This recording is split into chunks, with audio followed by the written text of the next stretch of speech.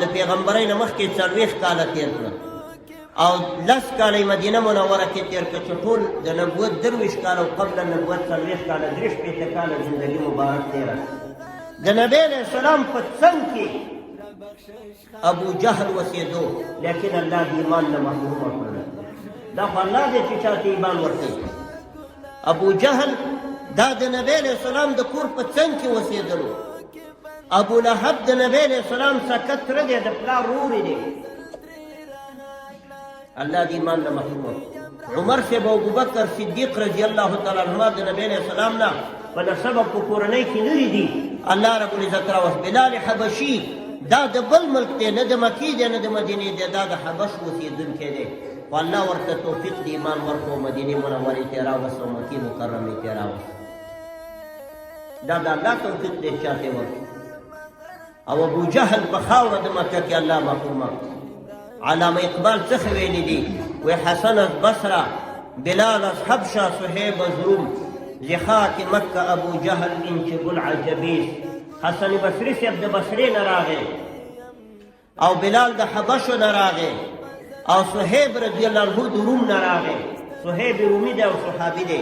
او دوی په زولۍ کې الله ایمان او خیر ور واچو او د مکې په خاوره کې الله ابو جهل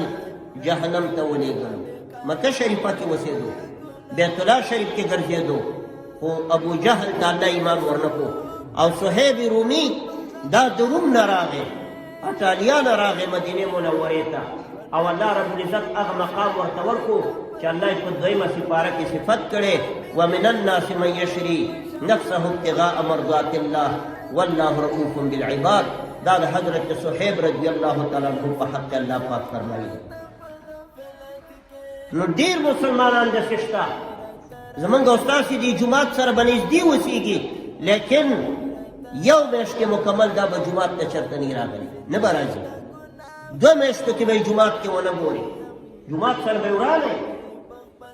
ډېر خلک داسې شته د جمعې په ورځ هم نه راځي ډېر خلک داسې شته د جمعې په ورځ داسې وخت کې راشي چې خطبه ویل کېږي رامنډه کړي خطبه هم وانه وي خطبه هم ترې تېره شي نو د جمعې په ورځ دا 2 رکعته فرض ولې دي ماسپښین کې نورو ورځو کې 4 رکعته فرض دي ماسپښین کې د دې 2 رکعتو په ځای باندې خطبه ولاړه ده نو چا نه چې خطبه تېره شوه رامنډه یې کړله دې نیم مونځ وکړو نو 2 رکعته یې وکړو دا ټول هغه خلک دي چې الله رب العزت دوی باندې فرضونه نه ده کړي نو دا دې په خپل ځان باندې وژاړي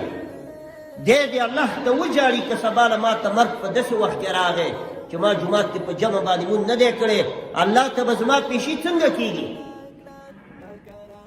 جهنمین چې جهنم ته ځي ما درته تېره ورځ ویل د صبحۍ په مانځه کې هغوی نه پوښتنه کېږي ما سلککم فی سقر تاسې دوزخ ته څه شي راننه ایستی تاسو کې کومه لویه ګناه وه چې جهنم ته رالی قالوا لم نکو من المصلین هغوی به ووایي ورته چې مونږه مونځګزاره نه و مونږه مونځونه نه کوله مونځ هم نه کوو ځکه دې جهنم ته رالو ولم نکو نطعم المسکین نو نه مونځ کول او بالماضي کول دا ډېر لوی افت دی عزتمند نبی علیه السلام فرمایي څوک چې مونځ نه کوي 15 طریقو سره الله دې انسان ته عذاب ورکوي 15 په دنیا کې 15 په قبر کې او 15 په آخرت کې دنیا کې یو عذاب دا دی چې په وخت د زنکدن کې الله په بې نمازه باندې داسې تنده راوړي پیغمبر علیه السلام فرمایي که د تمامې دنیا دریابونه او سیندونه د دې خولې او ګېډه کې ور واچوي د ده تنده به پرې نه ماتېږي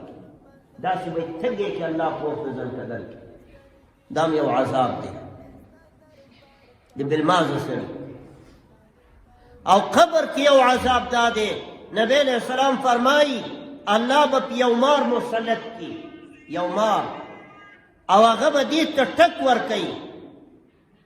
داسې ټک ورکوي چې دا به شنه لوخړه کړي او دا مار به ورته وایي چې ای د الله بدبخته بنده زه په تا باندې مسلط یم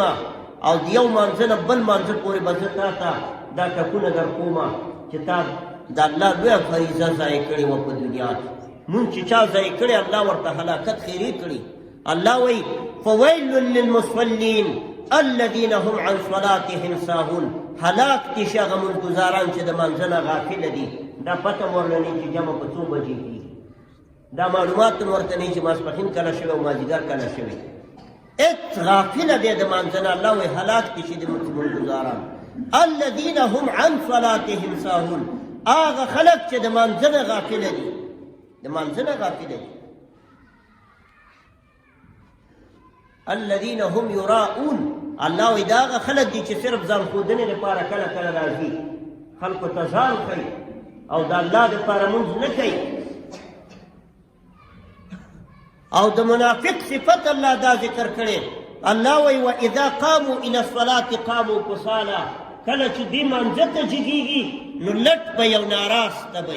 مونځ ته چې جګېږي ته به وایې چې ګنې یو لوی غر دې ورپشا کړی دی لټۍ سره به مانځه ته ځي